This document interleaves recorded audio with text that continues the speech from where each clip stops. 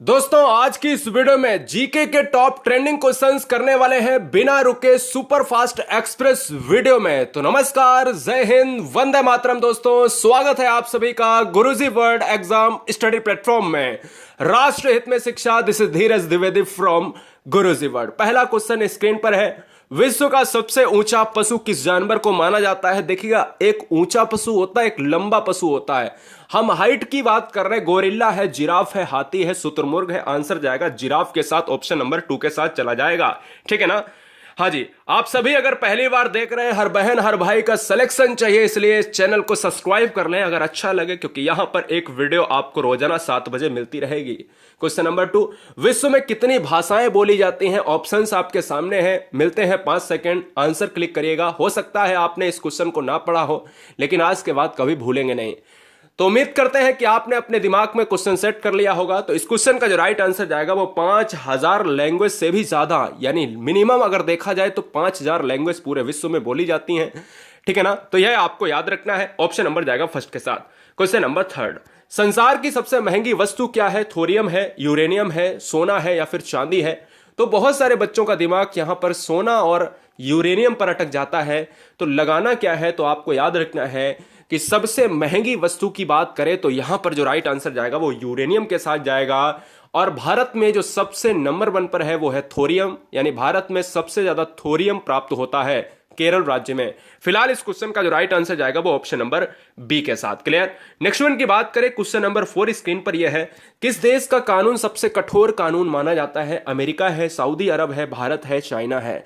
यह थोड़े से आईक्यू, क्योंकि ये एग्जाम हुआ था, जो आपका एग्जाम होता है आईएएस एग्जाम्स की बात करते हैं, तो उसमें जो हमने स्टार्टिंग के 3 क्वेश्चन पूछे हैं ना, वो स्टार्टिंग के 30 क्वेश्चन जो है एग्जाम के इंटरव्यू में पूछे गए थे। तो हमने कहा उनको रखना बहुत जरूरी है। किस देश का कानून सबसे कठोर कानून माना जाता है? मतलब कोई भी भैया माफी नहीं है।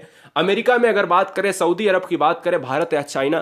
तो यहां पर देखिएगा, सऊदी अरब में कोई भी आप छोटा अपराध करो या जघन्य अपराध करो तो कोई मतलब नहीं है, अपराध तो अपराध है भैया, उल्टा लटका दिया जाएगा। ऑप्शन नंबर चला जाएगा बी के साथ। सऊदी अरब की मुद्रा क्या है? यहां पर रियाल है और राजधानी रियाद है, याद रखना है। क्वेश्चन नंबर नेक्स्ट 5 कह रहा है, निम्नलिखित में से राष्ट्रीय उद्यान छत्तीसगढ़ में नहीं है?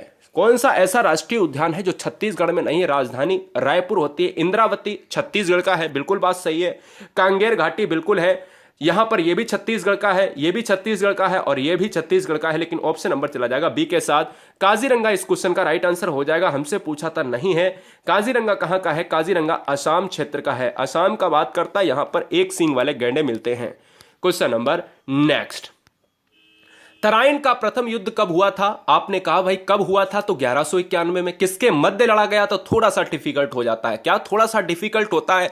क्या ऑप्शन है? मोहम्मद गौरी भीम, मोहम्मद गौरी पृथ्वीराज तृतीय, मोहम्मद गौरी जयसिंह या फिर अजय पाल? तो इस क्वेश्चन का जो राइट आंसर जाएगा वो किसके साथ जाएगा? तराइन का प्रथम युद्ध की बात करें 1191 में हुआ, मोहम्मद गौरी और पृथ्वीराज तृतीय के बीच चला जाएगा। ऑप्शन नंबर किसके साथ? बी के साथ चला जाएगा। क्वेश्चन नंबर 7 आपसे कह रहा है, बंगाल को मुगल साम्राज्य से पृथक कर स्वतंत्र किया? किसने बंगाल को मुगल साम्राज्य से पृथक करके स्वतंत्र करने वाला था? मुर्शिद कुली खां की बात करें, शहादत खां की बात करें या सरफराज खां की बात करें या नवाबदीज या फिर आल एबब? तो इस क्वेश्चन का जो राइट आंसर जाएगा वो ऑप्शन नंबर किसके साथ जाएगा? ए को लॉक करेंगे भैया, ए के साथ चला जाएगा। अगर पॉसिबल है तो लाइक करते जाना। गुरुजी वर्ल्ड एग्जाम स्टडी, यहां पर क्वेश्चन नंबर 8 आप देख रहे हैं। भारत का पहला शिक्षा मंत्री कौन था? आप जब बात करते हो विदेश मंत्री की तो मैं कह देता हूं कि भाई जवाहरलाल नेहरू विदेश मंत्री थे पहले। ठीक है ना? जब हम कहते हैं प्रधानमंत्री तो आप कह देते हो भाई नेहरू साहब प्रधानमंत्री की बात आती है क्या? जब मैं कह देता हूं प्रथम राष्ट्रपति कौन था, राजेंद्र प्रसाद की बात आती है। लेकिन अगर मैं कह देता हूं कि भारत का पहला शिक्षा मंत्री कौन है, तो आधे बच्चे इस क्वेश्चन को गलत करने की कोशिश करते हैं। तो यहां पर जो राइट आंसर जाएगा मौलाना अबुल कलाम आजाद जाएगा, यानी ऑप्शन नंबर ए को लॉक करेंगे।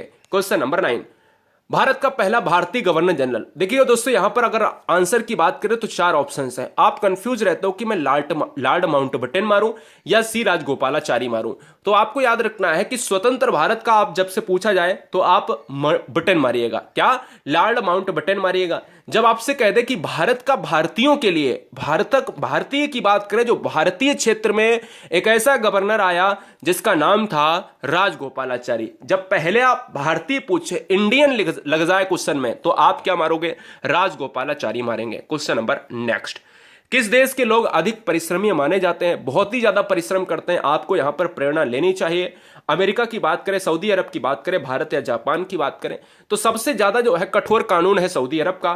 भारत की बात करें तो भारत में अधिक परिश्रमी नहीं है, आलसी लोग भी भारत में हैं, तो इसलिए यहां पर एवरेज बनता नहीं। अगर बात करें अधिक परिश्रमी तो यहां पर जापान के लोग हैं, ठीक है ना, यह आपको याद रखना है। जापान में वृद्ध लोग भी सबसे ज्यादा, यह भी आपको याद रखना है। तो जापान में वृद्ध लोग भी हैं, और यार जापान में जो जीने की क्षमता है ना वो बहुत है। मतलब आदमी जो है 100 के ऊपर जाने कितने आपको आदमी मिल जाएंगे वहां पर। और यहां भारत में जो औसत एज है ना वो 60 साल रह गई है, मतलब आदमी की एज जो है 60 ही साल रह गई है, औसत एज है भारत की 2020 के अनुसार। क्लियर, यह आपको याद रखना है। क्वेश्चन नंबर नेक्स्ट की बात करें, क्वेश्चन नंबर नेक्स्ट क्या कह रहा है 11वां, विश्व मौसम विज्ञान दिवस कब मनाया जाता है? 13 मार्च, 23 मार्च, 31 मार्च या 3 मार्च? तो मौसम दिवस की बात करें तो आपको याद रखना है क्या 23 मार्च को मनाया जाता है। ऑप्शन नंबर किसके साथ जाएगा? बी के साथ चला जाएगा। किसके साथ? बी के साथ चला जाएगा। मैं याद भी करा देता हूं, जैसे अगर आपको ऑप्शंस में अगर यहां पर मार्च दिया है, हो सकता है ऑप्शंस में आपके एग्जाम में अप्रैल दिया हो, मई दिया हो, है ना, अप्रैल दिया हो, मई दिया हो, जुलाई दिया हो, तो आपके दिमाग में क्या हो सकता है कि मौसम से आपको मार्च याद रख लेना है, मौसम से आपको मार्च याद रख लेना है।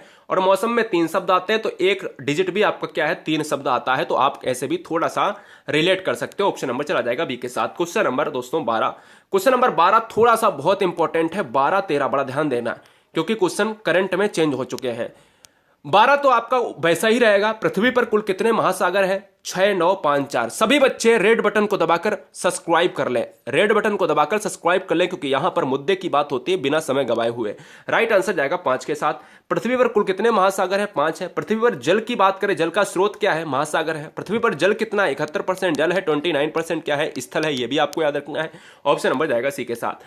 क्वेश्चन नंबर 13 आपका चेंज हो चुका है। क्वेश्चन नंबर 13 पहले आप आंसर दो, क्या हो सकता है? पृथ्वी पर कुल कितने महाद्वीप हैं? जब महाद्वीप की बात करते हो तो याद रखना है 5 महासागर हैं। आप ये कहते तो कि भाई 7 महाद्वीप हैं। अब देखिएगा नई किताबों के अभी क्वेश्चन के अनुसार तो ऑप्शन नंबर बी हो जाएगा, लेकिन अब आपको एग्जाम में पूछा जाता है 2020 के बाद जितने भी एग्जाम होंगे आगे 21, 22, 23, 24, 25, है ना, तो याद रखना है आपको क्या लगाना है? 8 महाद्वीप लगाना है, क्योंकि एक नया महाद्वीप को खोज लिया गया है। वह आपको जवाब देना है। नई किताबें जैसे ही आपको मिल जाएंगी मार्केट में, आपको आ जाएगा उसमें। ऑप्शन नंबर चला जाएगा सी के साथ। क्लियर, यह याद रखना है। क्वेश्चन नंबर 14, विश्व टीबी दिवस कब मनाया जाता है? 14 मार्च, 18 मार्च, 22 मार्च या फिर 24 मार्च? बताए, बहुत बढ़िया। विश्व टीबी दिवस की बात कर रहा है तो यार याद रखो कि विश्व टीबी दिवस की बात करता है तो ऑप्शन नंबर किसके साथ जाएगा? 24 मार्च के साथ। मैंने आपको याद करवाया 23 मार्च को हम क्या मनाते हैं? 23 मार्च को मनाते हैं विश्व मौसम दिवस, और टीबी दिवस मनाते हैं 24 मार्च को मनाते हैं। यह आपको याद रखना है। क्वेश्चन नंबर नेक्स्ट, विश्व का प्रथम विश्वविद्यालय कौन सा है? पेरिस विश्वविद्यालय, इलाहाबाद विश्वविद्यालय, तक्षशिला या फिर असम विश्वविद्यालय? विश्व का प्रथम विश्वविद्यालय के नाम में सब बेशुमार की बात करें, तक्षशिला के साथ जाएगा, नहीं ऑप्शन नंबर हमारा सी लॉक हो जाएगा।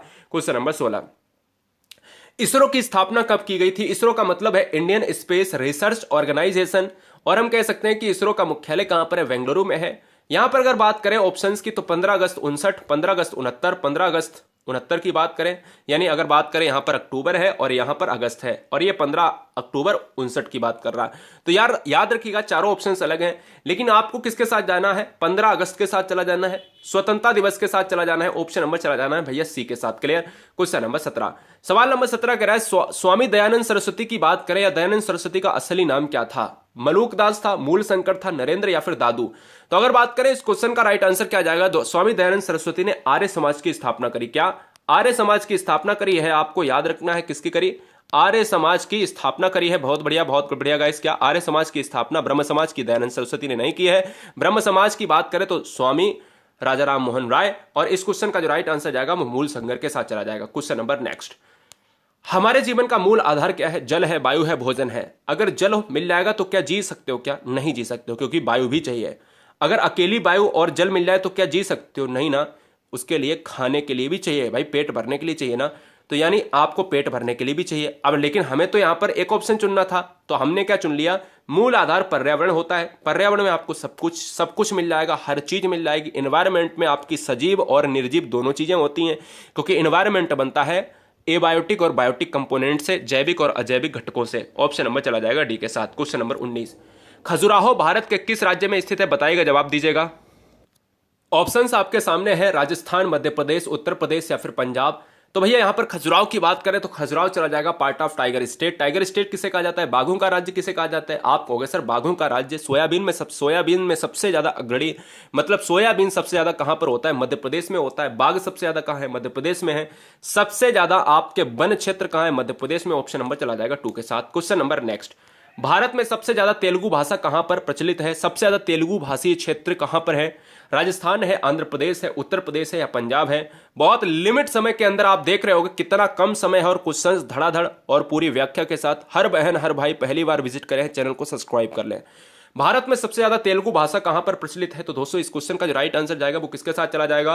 तेलुगु भाषा का क्षेत्र है आंध्र प्रदेश। आंध्र प्रदेश की राजधानी आप सभी को पता होगा कि आंध्र प्रदेश की राजधानी, बहुत सारी राजधानियां हो गई हैं। हैदराबाद आंध्र प्रदेश और हैदराबाद आप तेलंगाना के साथ लगाते थे। इसके अलावा अमरावती, इसके अलावा बहुत सी राजधानियां हो गई हैं। सबसे ज्यादा अगर क्वेश्चन में पूछा जाए कि भारत की राजधानियां किस राज्य की है तो आंध्र प्रदेश की हैं। ऑप्शन नंबर फिलहाल किसके साथ जाएगा?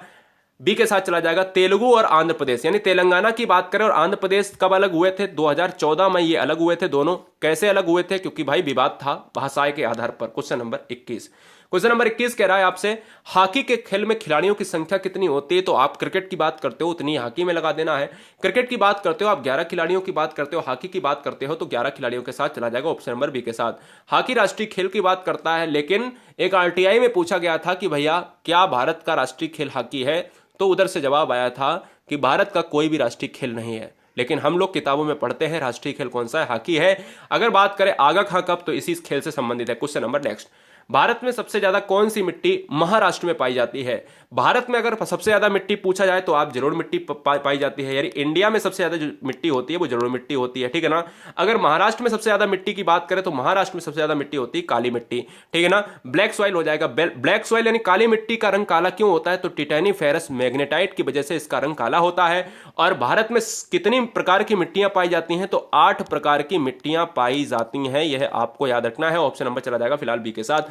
काली मिट्टी में क्या होता है? काली मिट्टी में कपास होता है। क्वेश्चन नंबर 23, भारत के किस राज्य में कन्नड़ बोली बोली जाती है? राजस्थान है, मध्य प्रदेश है, उत्तर प्रदेश है या फिर कर्नाटक है? तो दोस्तों अगर बात करें भारत में तेलुगु वाला क्षेत्र, हमने बताया तेलंगाना की बात करेगा या फिर आप आंध्र प्रदेश, तो सबसे ज्यादा तेलंगाना आंध्र प्रदेश में, आंध्र प्रदेश तेलुगु क्षेत्र है।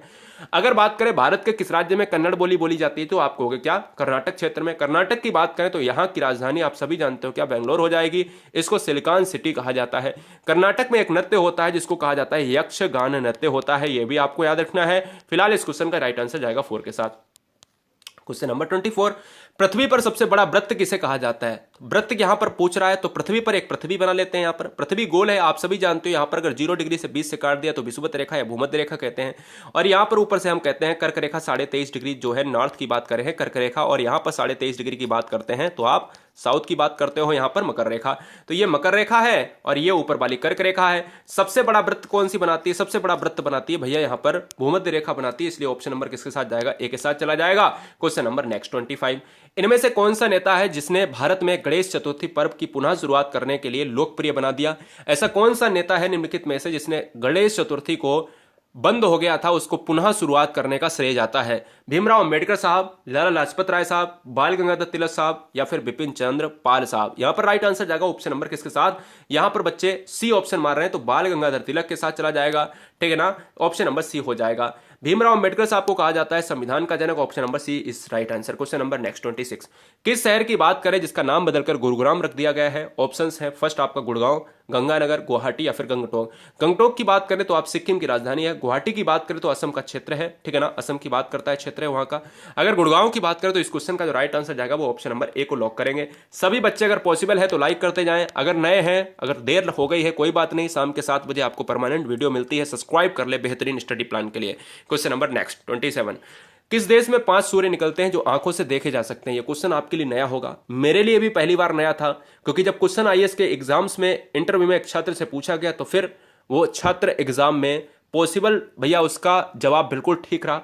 जब भाई देखा गया, किताबों में खोजा गया तो वाकई में ऐसा देश जहां पर 5 सूर्य निकलते हैं उसका नाम है चाइना, ठीक है ना। तो ऑप्शन नंबर 1 के साथ जाएगा। आप कहोगे चाइना में मैंने तो कभी सुना नहीं, तो चीन में आपका एक ऐसा पॉइंट होता है जिसको कहा जाता है सरद। सर्दी में कोहरे के कारण वहां पर आंखों से साफ साफ 5 सूर्य देखे जा सकते हैं, लेकिन भारत में भी कोहरा कटता है, वहां पर ऐसा नहीं होता है। मैं आपको प्रांत भी बता देता हूं, चीन में स्थित सिंग नाइट चू शहर, ऐसे ही नाम होते ही, आप जानते हो चाइना में।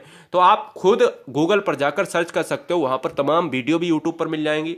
चीन में स्थित सिंग नाइट चू शहर में आपको आसानी से 5 सूर्य दिखने को मिल जाएंगे, बहुत आसानी से हर बच्चा यहां पर खोज सकता है। क्वेश्चन नंबर 28, इनमें से किस राज्य की राजधानी तवा नदी की बात करें? एक तवा नदी को तवी नदी भी कहा जाता है। तवी नदी की बात करता है, उस पर तट पर स्थित है। हिमाचल प्रदेश, उत्तराखंड, त्रिपुरा, जम्मू कश्मीर की बात करता है। तो ऑप्शन नंबर किसके साथ जाएगा? डी के साथ। गोवा हमारा मांडवी नदी के किनारे है, हैदराबाद मूसी नदी के किनारे है, कोलकाता हुगली नदी के किनारे है, और फिलहाल जम्मू कश्मीर की बात करें पूरा राज्य ही आपका नदी के किनारे बसा हुआ है। क्वेश्चन नंबर 29, इनमें से कौन सा शतरंज में एक टुकड़ा का नाम नहीं है? शतरंज में मतलब खेले जाने वाला अगर गेम है शतरंज, अगर क्वेश्चन में पूछा जाए कि शतरंज किस देश का यहां पर खेल है, किसने दिया है शतरंज, तो शतरंज का उद्भव, शतरंज का विकास सबसे पहले भारत देश में हुआ है। शतरंज की बात करें तो शतरंज में एक विश्वनाथन आनंद एक बेहतरीन चेहरा है, और मैक्सन कार्लसन एक विश्व में खिलाड़ी है जो नंबर 1 पर रहता है। अगर बात करें वहां पर शतरंज में एक टुकड़ा का नाम, तो यहां पर कछुआ हो जाएगा, ओंट, घोड़ा, हाथी, ये सभी होते हैं, लेकिन कछुआ नहीं होता। ऑप्शन नंबर चला जाएगा 4 के साथ। क्वेश्चन नंबर 30, निम्नलिखित में से कौन सा नृत्य रूप सौंदर्य के लिए संस्कृत शब्द में इसका नाम मिलता है? तो आप याद रखिएगा कौन सा नृत्य की बात करता है। घुमारे, लावानी, कथक, सत्रिया। घुमारे को कहा जाता है घूमर कहा जाता है, लावानी को कहा जाता है लावड़ी कहा जाता है, कथक आप जानते हो, सत्रिया की बात करें तो ऑप्शन नंबर चला जाएगा लावानी के साथ। क्या बच्चे यहां पर बताएंगे कि लावानी नृत्य कहां का है? ऑप्शन नंबर बी हो जाएगा इस क्वेश्चन का राइट आंसर। सभी बच्चे बताएं कि कैसा रहा आपका स्कोर, यहां पर कमेंट बॉक्स में हमें यह जरूर बताएं कि आपका स्कोर कैसा रहा। और गुरुजी वर्ल्ड एग्जाम स्टडी पर हर बहन, हर भाई, हर परिवार, हर माता पिता को जय हिंद। ठीक है ना, आप यूं ही मुस्कुराते रहिएगा। आप एग्जाम क्लियर करने के लिए बेताब हैं, वो एग्जाम की आपकी आधारशिला जरूर आएगी, और एग्जाम एक नहीं, एग्जाम हर एग्जाम आपका फूटेगा।